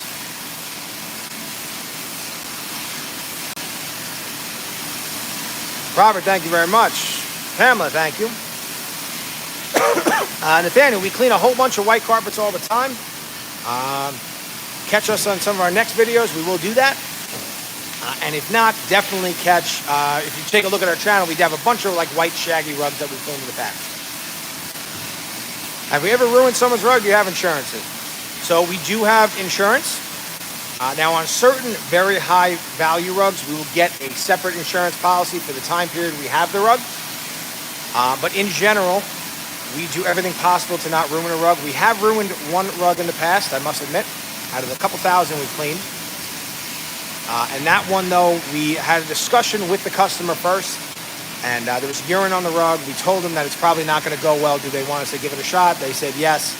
And unfortunately, all the urine came out, but so did all the color. The Snap-on guy just pulled up. So Rambling, actually, the building behind us over there, that is a Snap-on. So they pull up all the time.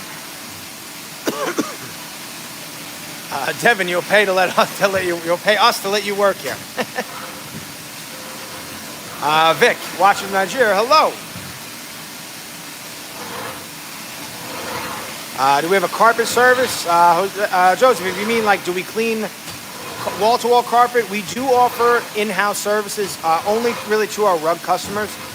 We don't really advertise the other stuff, but we do clean wall-to-wall carpet, furniture, tiling, grout as well. That's a beautiful carpet. Yes, it is. And these, if you haven't heard me say, these rugs are 80 years old. How many carpets do we get a day? So we're trying to just clean now twice a week. And have very large cleaning days every Tuesday and every Thursday. And we've set ourselves up to clean about 50 to 60 rugs on those days. But right now, most weeks we get somewhere around 40 to 50 rugs a week. And then in other weeks we get like 100. It really varies. As we're growing here, I'm hoping it becomes a little more steady. But the more customers we get, the more repeat customers we get, obviously. But yeah. Sammy, hello. Ever cleaned a flying carpet? Not yet. Do we steam or dry clean rugs? So Rohan, we do. Any rug that for whatever reason can't be washed, we will steam clean, or we do dry clean rugs. Yes. Erad, do we clean Turkish wool rugs? Yep, we clean Turkish wool rugs all the time. We basically clean every type of rug a customer could possibly have, we clean it in our shop.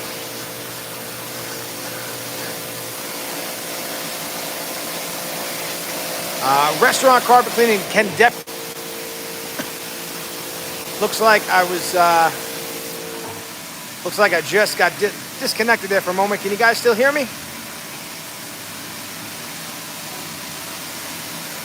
And just let me know if you guys can hear me. I know we got. It looks like I got a little. Oh, perfect. Okay. Thank you. Thank you. Thank you.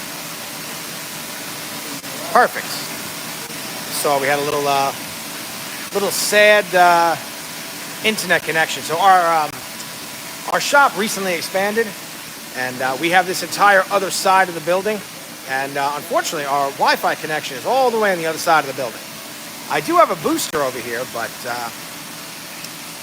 doesn't always work the best. Okay, so I was talking about restaurant cleaning. So yes, restaurant cleaning can absolutely be profitable. Only problem sometimes we find with restaurants is they just don't want to pay for service sometimes, and they get filthy. Restaurants are some of the dirtiest buildings on earth, especially outside. Like if they have carpet outside a kitchen, the amount of grease and just filth. But yeah, restaurants in particular, and if you guys are just tuning in, restaurants in particular, they're very, very dirty. It can be profitable though, and very regular cleaning. And this whole business, if you can get regular planned cleaning on a quarterly or biannually or yearly schedule, then you will have a very profitable business, a very sellable business too. Alfie, yes, that's exactly why health inspectors exist. What do we got here? There's something else I was going to answer. Oh, if you're just tuning in now, we're ATC Rug Washing. My name is Pat. We got Juan here. We got Arnie. You got Manny in the distance. He'll be back in a sec. You got Jamie here filming some shorts for us. And we are ATC Rug Washing coming at you live. Coming at you live from New York. It's not the Netherlands flag. It's just an attempt to have the American red, white, and blue colors on the walls. And that is the same colors of our company branding. And you'll see we got a blue centrifuge. We got a red drying rack. We got another drying rack. I'll show you guys at the end of the live our whole shop here. SB, thank you very much for tuning in. We really appreciate it. And thank you guys all very much for making this very interactive. It makes my life a lot easier if I got to stand behind the camera and answer questions when you guys actually ask questions. And I really, really appreciate all of you guys watching, and super, super thankful that anybody's asking questions. And if you're just tuning in, this is one of our special edition live videos. We like to do these when we have very unique rugs or old rugs. In this case, we have two very old rugs. We cleaned that beautiful, gorgeous purple one over there. And then this rug is like a mirror image of this rug over here.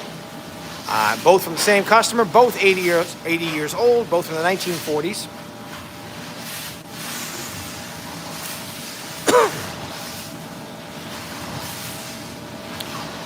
You can clean Persian wool with snow and a simple broom. You might be able to actually get some dirt out like that. In principle, it's actually not a terrible idea, actually. How much does it cost to clean a rug that size? So the cleaning aspect of it, and that would be just like what we're doing here. We don't really charge a lot. We don't charge extra for the age of the rug or anything. This is a wool rug with no pet urine. And I know we're putting a little bit more work in than our traditional types of rugs we clean. But we only charge around $3 or so a square foot. And we do charge pickup and delivery charges. We do, especially on rugs like this, we try to tell our customers they absolutely should put some kind of rug protectant on this rug, on the rug. That does allow for a lot more life on the rug. Now I know when people hear rug protectant, they think of like 3M Scotchgard, which is a Teflon-based product. That is actually a very safe product, even though it is Teflon-based. But we actually use a solvent-based product that has no Teflon in it.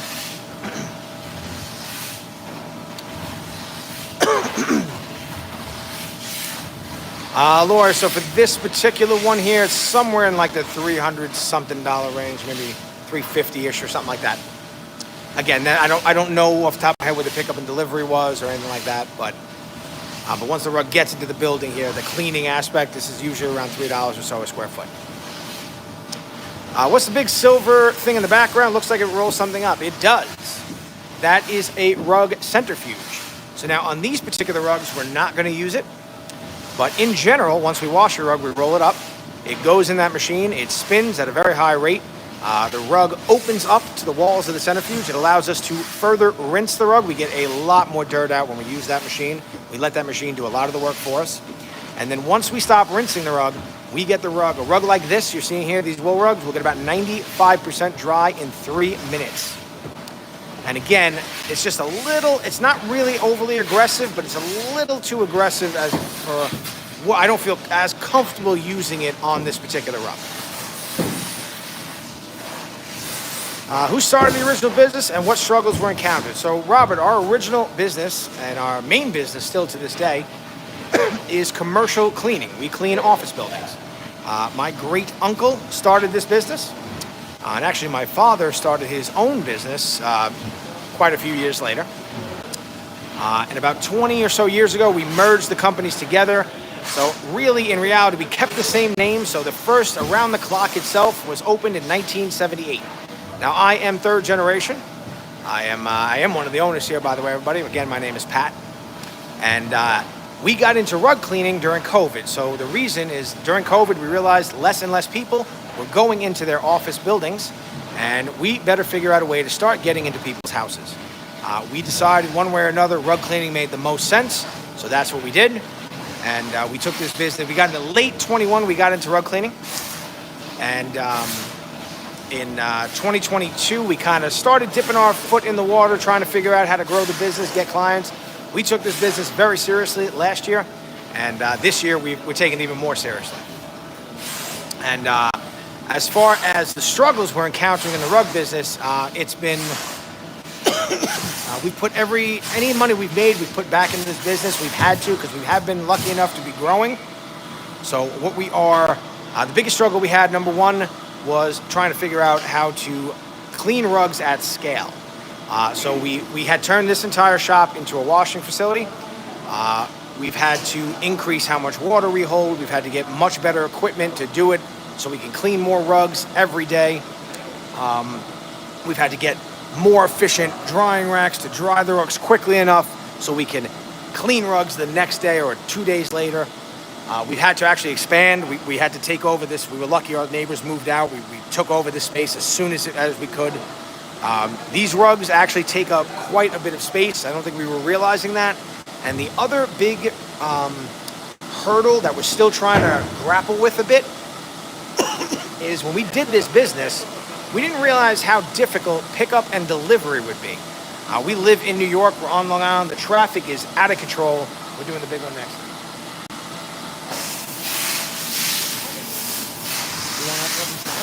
Beautiful.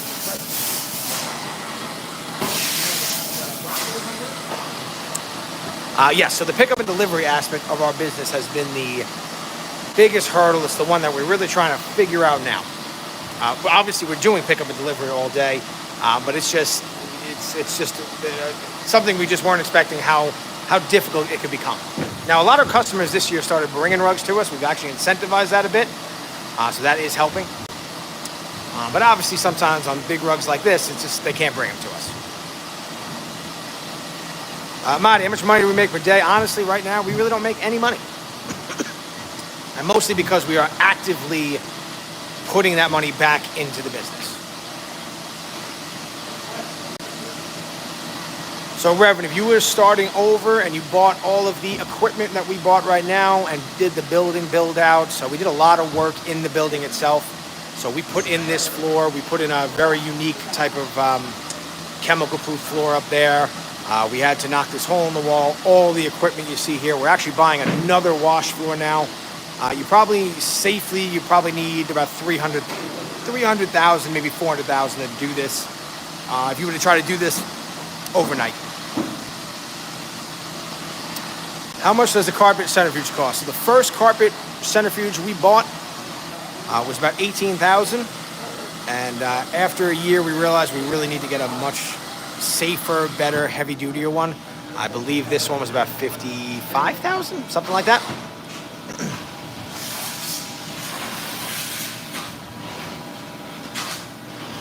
Now you guys put sealer on when it arrives, or is it put on at the shop? Pamela, what do you mean by sealer? Alfie, thank you very much. What is the least used piece of equipment? That would be this right over here. If you guys can see it. That is our, it's a rug marinator. It allows us to soak rugs and run water and cleaning solution through the rug without it, any of it dissipating away. It's basically like a huge tub for rugs.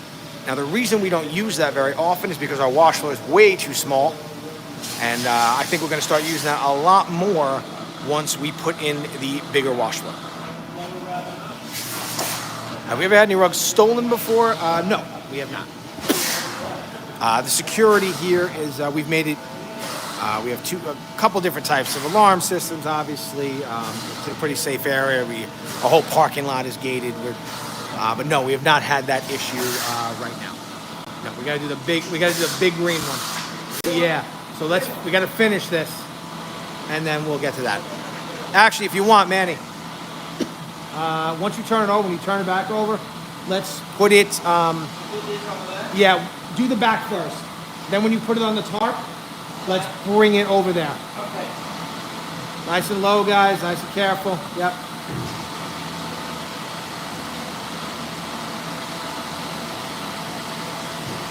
Okay. Rowan, have you ever thought about weighing the rug before and after cleaning? I haven't, only because that just sounds like a lot of extra work.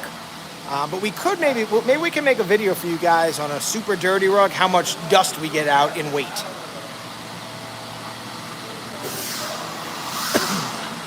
We pump do we pump the water dirty out, or do you have to flood drains in the area?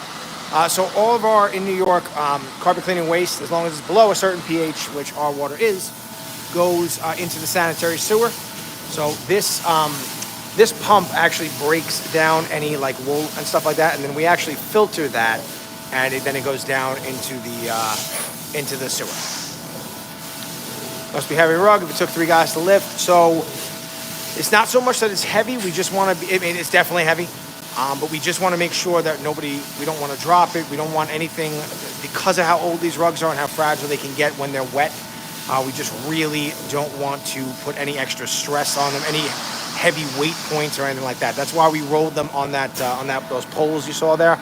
It gives a little bit more structure to the rugs when we move them around. Okay, so I'm going to actually move the camera here. We'll give you guys a better view of what Manny's doing. And once we finish this rug here, this is going to be the end of today's live video.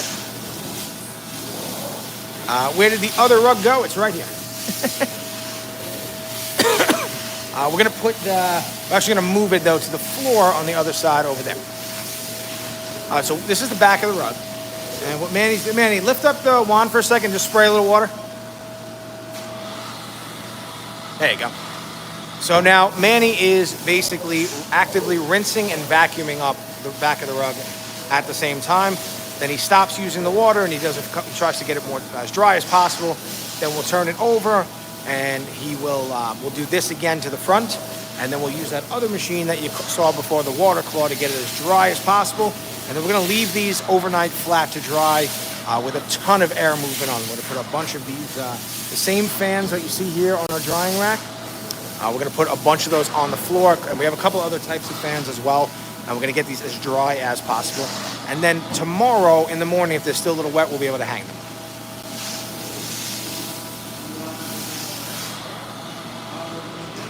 Envy never settle. How much we spend to start the business? More than we thought, and more than we probably had to. We bought a lot of things that we ended up not having to use as much or having to replace. Guys, go the other way with it. Oh, okay. I thought you were going to go this way. Yeah.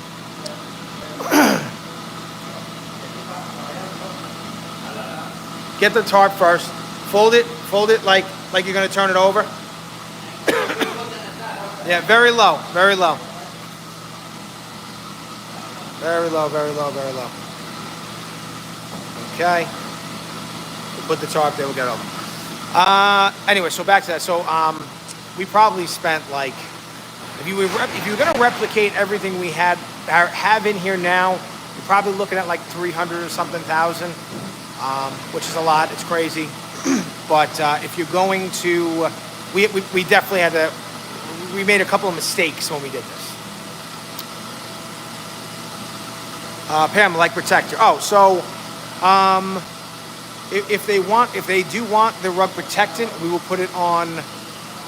Once the rug is dry, we will put it on for them.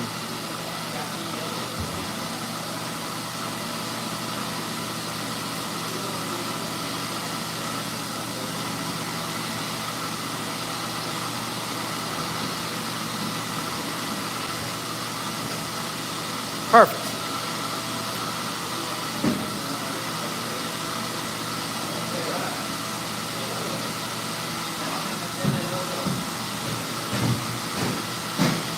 Okay.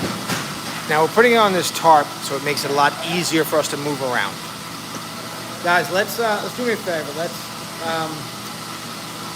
Arnie, you keep doing what you're doing. I want you guys to move some of this stuff out of the way. The one that we did today, just move it over here. I want to put both these rugs over there. Yeah, put that one, just drag it over there. Yep. Okay. Bree, hello. Yes. Perfect. Because we got to do a huge rug that's going to come out to here. So I got to get. Yeah, you can do this one here first. Yeah. Alvy, thank you very much. The rug is not my style. So Bree, you're just tuning in now. This rug here and this rug here, they are both over 80 years old each. Definitely a little, you need a very unique living room to put them in. But again, all right, so let's give a little bit of a close-up of what Manny's doing here. Let's see if we can, you guys can see some of the dirty water. Praddick, we are from Long Island, which is in New York. What kind of mistakes were made? So mostly just buying equipment that we had to end up buying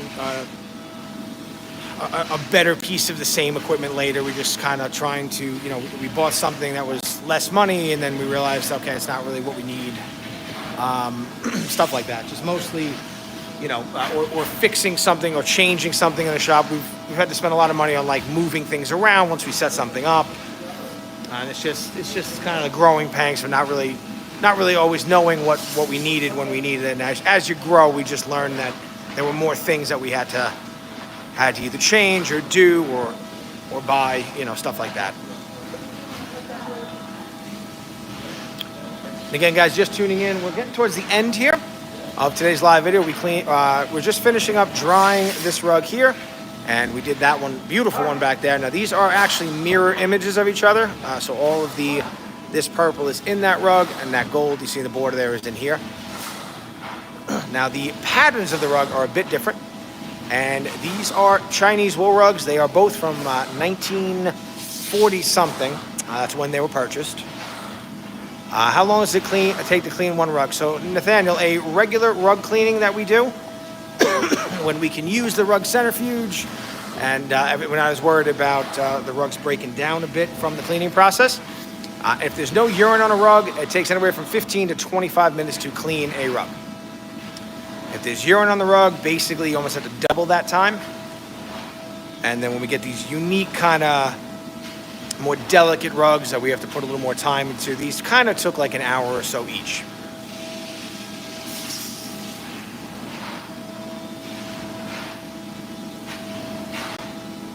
All right.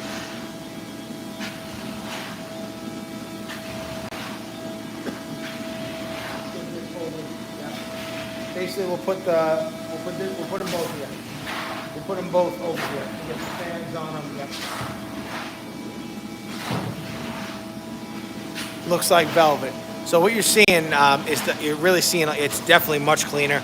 It's much more vibrant. This one that we finished already looks gorgeous. What you're seeing now is you're getting the wool going in a little bit different directions, and once we finish drying it, we'll be able to groom that all down.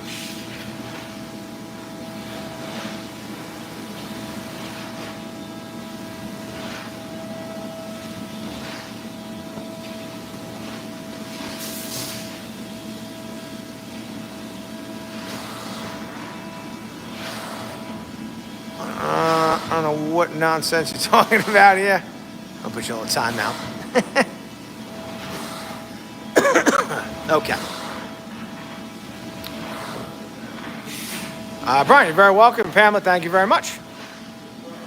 All right, guys, so we are definitely going to start wrapping this live up.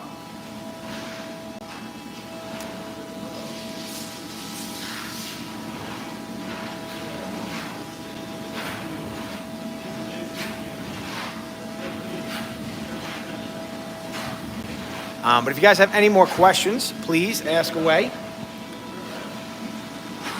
As you're very welcome. So let's groom this rug so you guys can see that, and that's where we'll end the live.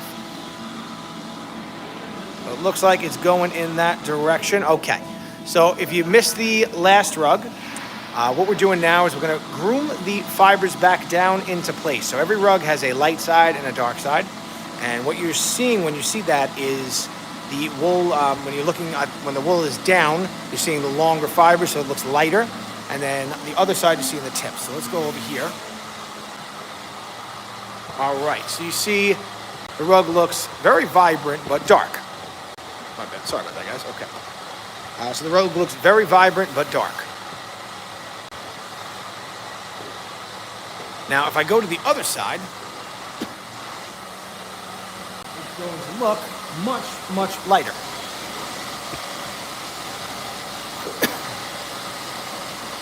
So really, depending on what our customer's preference is, and really depending on the rug, sometimes people love this light side, and sometimes people really love the dark side. We always open up rugs for our customers, though, where they open up to the light side.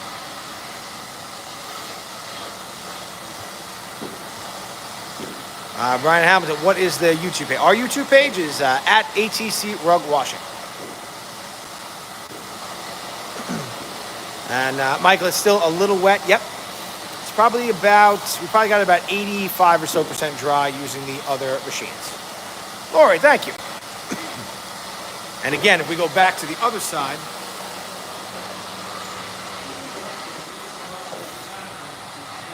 you'll see a much darker, vibrant kind of color. Now, these little patterns you're seeing here, that is from where they've been. I mean, these rugs are 80 years old, so the more they walk on them, the shape of the wool changed a little bit. So we're pushing the wool towards me this way, but some of this wool might actually want to go this way or this way now, or maybe this way, based on how the walking on the rug has been going. But usually on the light side, that all gets a bit hidden. Yep, and you're going to see a lot less of that on the light side. And Richard, thank you very much. So, all right, guys. Today, we've had Arnie here, Jamie doing the filming, Manny joining us towards the middle, and the one and only one. And my name is Pat Santoro. I am one of the owners here at ATC Rug Washing. We've been coming at you live from New York, in a beautiful town called Farmingdale. It's a beautiful day out, actually. Here, take a look. Nice, sunny, beautiful day. And this is one of our special edition lives. So today we cleaned 2 80-year-old rugs. And this is one of the 3 type of live video formats that we have. Our next live video will be Thursday morning. We do it every Thursday morning at 9:30 Eastern Standard Time, and that's a Q&A live. So very similar to this, but we clean a whole bunch of rugs. Usually we clean 7 or 8, maybe sometimes 10 different rugs on that live video. And you ask any questions you have, and I'll explain what we're doing, why we're doing it, as we do it. And then the other type of live video we have is our CCTV style live video. So again, we thank you all very much for liking and subscribing to our channel. Thank you all so much for watching. And a real special thank you to everybody who asked questions today. Makes my job a lot easier. I hope you guys enjoyed the video. It seems like a lot of you did. And we will catch you guys in the next live video. And very soon, you will be able to send rugs to us if you're in the US for cleaning, and we'll make your rugs famous on our YouTube channel. So again, have a wonderful day, everybody, and we'll catch you guys in the next video.